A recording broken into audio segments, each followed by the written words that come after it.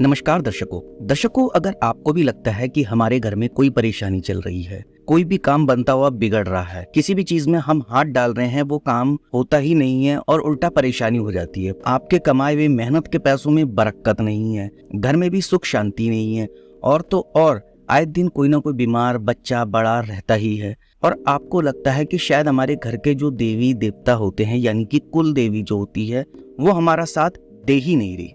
अगर आपको ऐसा लगता है कि आपकी कुलदेवी आपका साथ दे नहीं रही, तो आप कैसे पता करें कि आपकी कुलदेवी आपके साथ है या नहीं?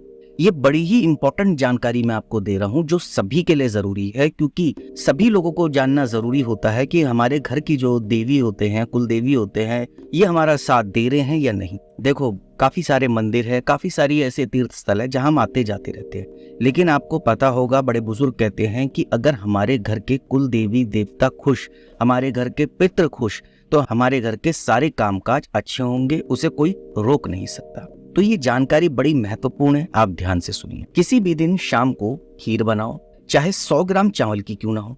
घर में जहां पूजा करते हो वहां शाम के समय यानी कि 7 बजे के आसपास ये काम करो। जहां आपका पूजा का स्थान है वहां आप जमीन पर बैठ जाए, एक घी का दीपक जलाएं, उसकी लौ के पास अंगारा रखो। यानी आपने देखा होगा ना, वो जो अग्यारी वग्यारी हम लोग करते हैं, आपने सुना ही होगा, सबके घर में अग्यारी होती है जो, ठीक है।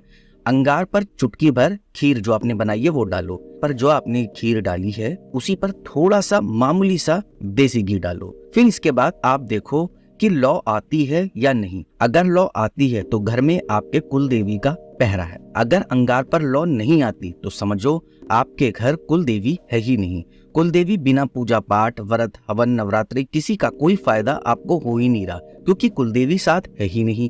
धन का अभाव, ग्रह कलेश, पति पत्नी में अनबन, व्यापार में घाटा और घर की सारी समस्याओं का कारण यही है।